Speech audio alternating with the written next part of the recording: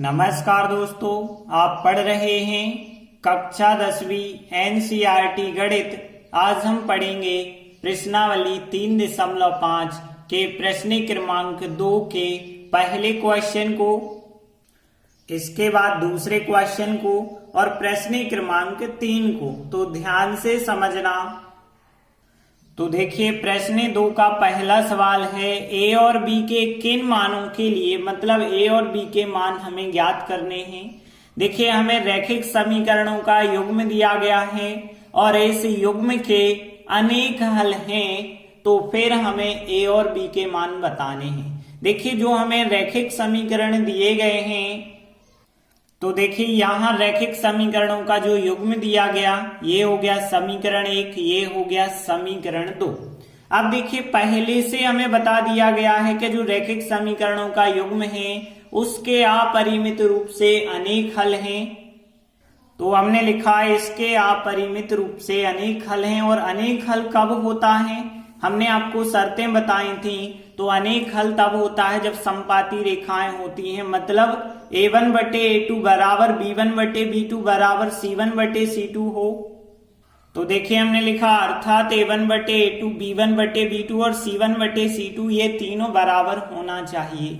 अब देखिए, यहाँ पे a1 का मान ये हो गया, a2 का मान ये हो गया, b1 का मान ये हो गया, b2 का मान ये हो गया।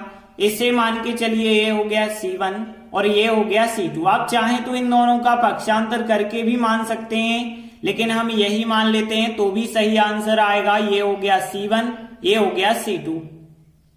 तो देखिए क्या आएगा, a1 बटे a2 यदि आप लिखेंगे तो 2 बटे a माइनस b लिखना पड़ेगा, फिर बराबर 3 बटे a प्लस b लिखना पड़ेगा क्योंकि b1 बटे b2 करेंगे और c1 बटे c2 करेंगे, मतलब यहाँ पे 7 बटे 3a प्लस b माइनस 2 लिखना पड़ेगा। तो देखिए, हमने इसमें सभी मान जमा दिए हैं। अब हम क्या करते हैं, इसके बाद इसको और इसको बराबर लेते हैं, फिर इसको और इसको बराबर लेते हैं। तो देखिए, हमने एक बार इसको और इसको बराबर लिखा और फिर इसको और इसको बराबर लिखा। अब देखिए, यहाँ यदि हम तिर्यक गुणा करेंगे तो 7 का गुणा इससे करना पड़ेगा, 2 का गुणा इससे करना पड़ेगा। जब 7 का गुणा होगा तो यहाँ पे बन जाएगा 7a और 7b, और यहाँ पे 2 का गुणा इससे करेंगे तो 3 दूनी 6a होगा, 2 का गुणा b से करेंगे 2b हो जाएगा और 2 का गुणा 2 से करेंगे 4 होगा। अब देखिए, सबको हम एक तरफ ले आते हैं तो 7a माइनस 7b, 6a इसी तरफ ले आते हैं और 2b भी इसी तरफ ले आते हैं और 4 भी इसी तरफ ले आते हैं। और जब पक्षांतर करते हैं तो चिन्ह बदल जाते हैं, 6a ऋण के हो गए, 2b ऋण के हो गए, ऋण के 4 धन के बन गए, बराबर में कुछ नहीं बचा तो हम 0 लिख के चलेंगे। 7a में से 6a घटा दिया जाए 1a, माइनस 7b माइनस के 2b माइनस के 9b हो जाएंगे, फिर प्लस 4 बराबर 0। ये बना दिया हमने समीकरण नंबर 3, क्योंकि 1 और 2 तो पहले से हमने बना लिए हैं। अब हम समीकरण 3 ही इसे नाम दे देते हैं।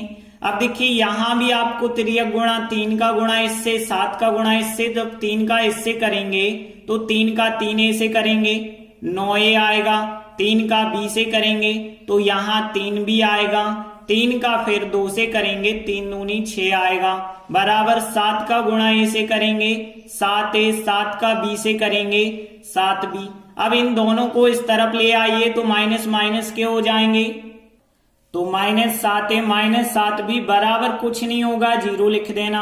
अब 9a में से 7a अलग करेंगे, 2a बचे होंगे और 3b धन के हैं, ऋण के 7b मतलब माइनस के 4b बचे और माइनस के 6 बराबर 0। अब आप देख सकते हैं यहाँ पे इसे ही समीकरण 4 बना दें, या फिर आप देखें तो 2 4 6 पूरे में 2 से भाग जा रहा है तो हम 2 से भाग दे देते हैं। जब 2 से भाग देंगे तो केवल a बचा होगा, 4 में 2 से भाग देंगे 2 बार जाएगा तो 2b, और 6 में भाग देंगे तो 3 बचा होगा बराबर 0।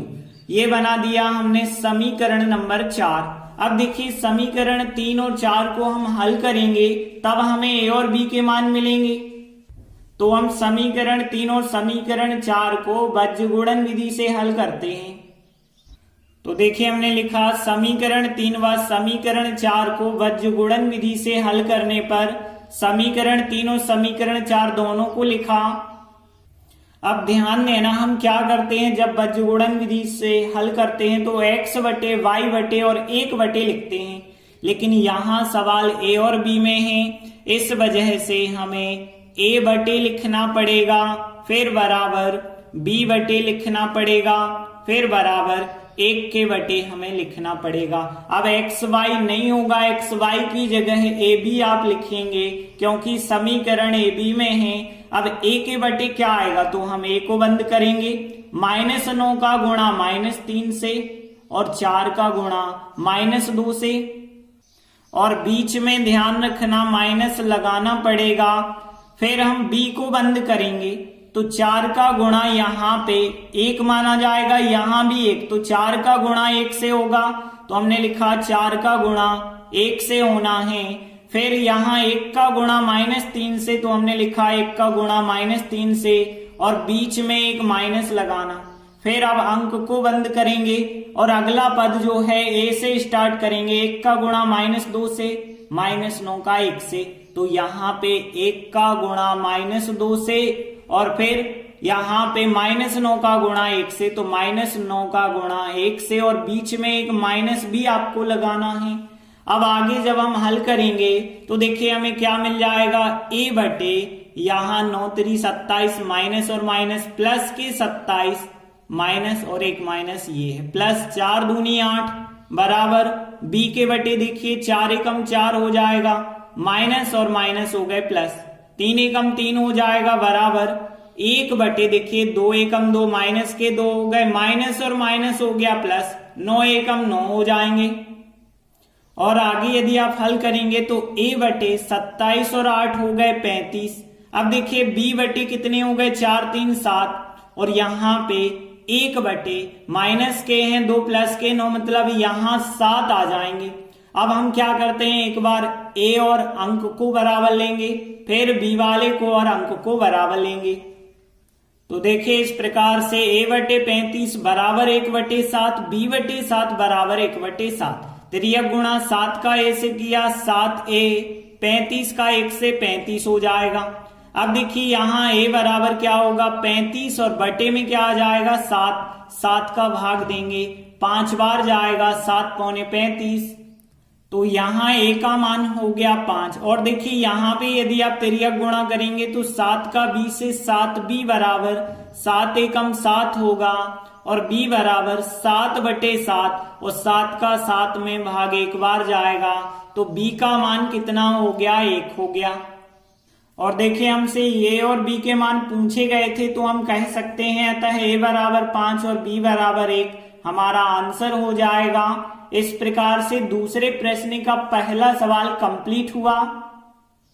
इसके बाद दूसरे प्रश्न का दूसरा सवाल है k के किस मान के लिए, मतलब अब की बार हमें k का मान ज्ञात करना है। रैखिक समीकरणों का युग्म ये दिया गया है, लेकिन इस बार कोई हल नहीं वाली शर्त हमें लगानी पड़ेगी। तो देखिए यहाँ रैखिक समीकरणों के जो युग्म दिए गए, समीकरण 1 और समीकरण 2, हमने इन्हें नाम दे दिया। अब देखिए कहा गया है कि जो समीकरणों का युग्म है उसका कोई हल नहीं है। तो देखिए हमने लिखा चूंकि रैखिक समीकरणों के युग्म का कोई हल नहीं है, और आपको पता होगा कि कोई हल नहीं वाली शर्त क्या होती है। तो देखिए कोई हल नहीं वाली शर्त क्या होती है, जब समांतर रेखाएं होती हैं ये शर्त होती है कि a1 बटे a2 b1 बटे b2 के तो बराबर है, लेकिन वो c1 बटे c2 के बराबर नहीं होता है। तो देखिए हमने लिखा अर्थात ये शर्त होती है, ये होना चाहिए। अब देखिए इसमें यदि हम मान रखेंगे तो a1 का मान 3 होगा, a2 का मान ये होगा, और यहाँ 1 होगा, b1 का मान ये हो जाएगा, b2 का मान ये मान के चलो c1 है, ये c2 है। वैसे आप पक्षांतर भी कर लें इस तरफ, तब भी यही मान होंगे, माइनस चिन्ह दोनों जगह आएंगे, वो आपस में कट जाएंगे जब आप c1 बटे c2 बनाएंगे।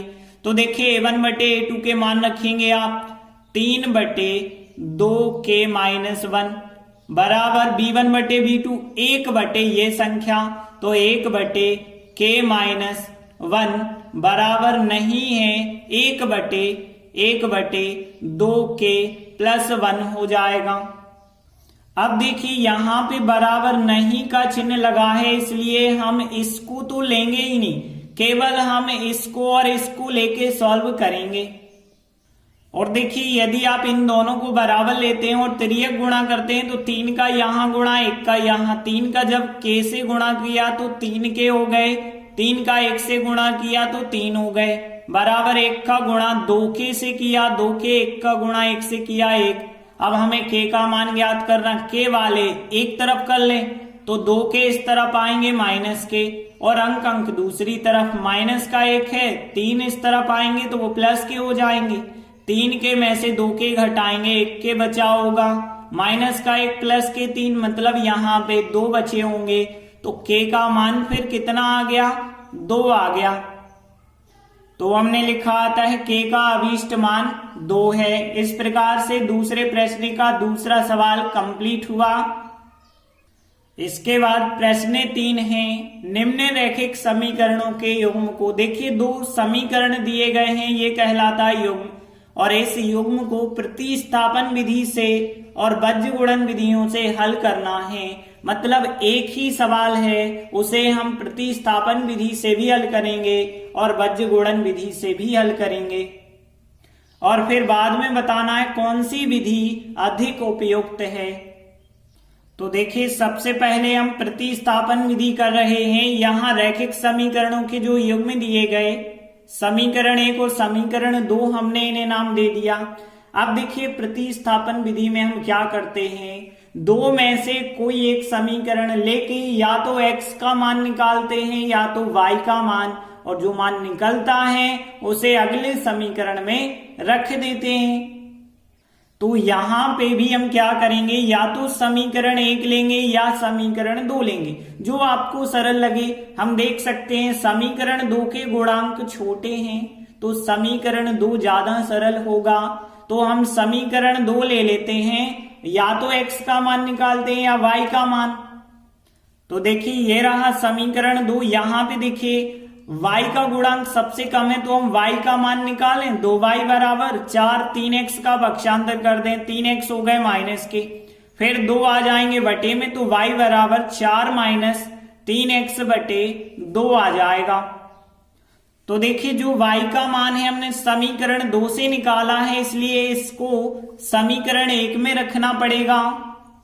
तो हमने लिखा कि y बराबर जो मान है उसको समीकरण 1 में रखना कहलाता है प्रतिस्थापित करना। तो प्रतिस्थापित करने पर तो देखिए 8 लिखेंगे, x लिखेंगे 5, y की जगह पे y का ये मान बराबर 9।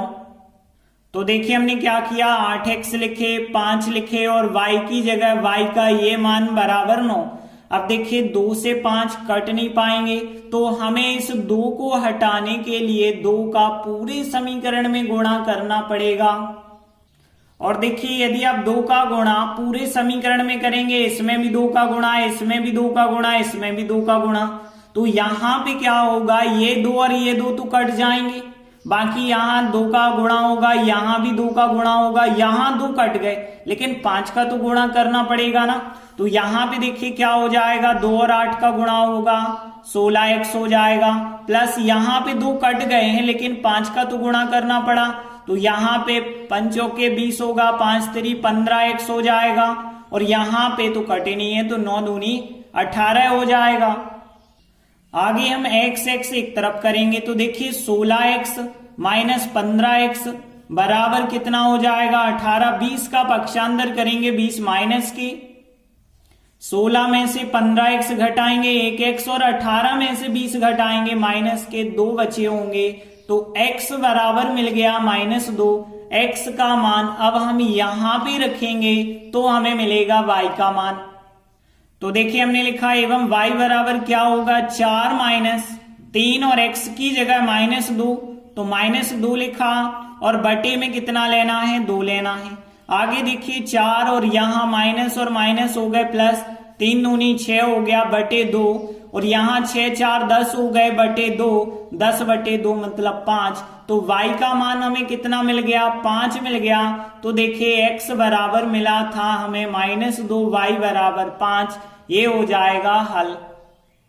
तो देखिए हमने लिखा आता है दिए गए रैखिक समीकरणों के युग्म का हल x बराबर -2 और y बराबर 5 है। तो ये हो गई प्रतिस्थापन विधि।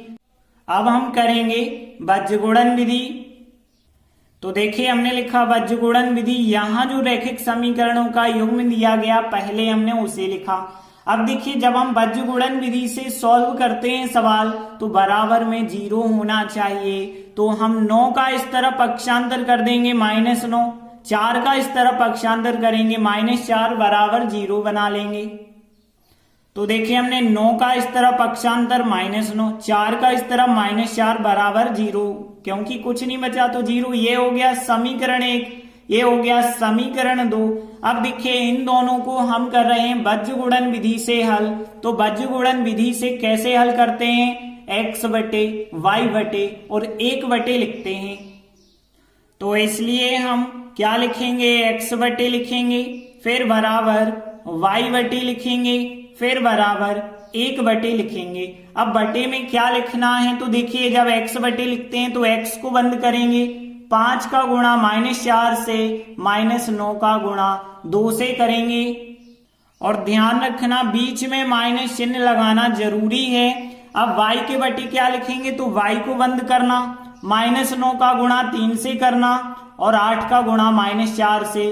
तो -9 का गुणा करना है 3 से, 8 का गुणा करना है -4 से और बीच में एक माइनस चिन्ह। फिर अंक की बात करें, अंक को बंद करेंगे और x से गुणा की शुरुआत करना और ऊपर से ध्यान रखना 8 का गुणा 2 से, 5 का 3 से। तो हमने लिखा कि 8 का गुणा करना है 2 से और 5 का गुणा करना है 3 से और बीच में लगा देना माइनस का चिन्ह। अब आगे ध्यान देना, यहां पे देखिए क्या आएगा, -4 और 5 का गुणा करेंगे माइनस के 20, माइनस और माइनस प्लस हो जाएगा, 9 दूनी 18 हो गए। यहाँ पे y बटे 9 3 27 माइनस के और माइनस प्लस 8 चौके 32 हो गए और यहाँ पे बराबर में 1 बटे 8 दूनी 16 और 5 3 15 हो गए। इस प्रकार से आ जाएगा।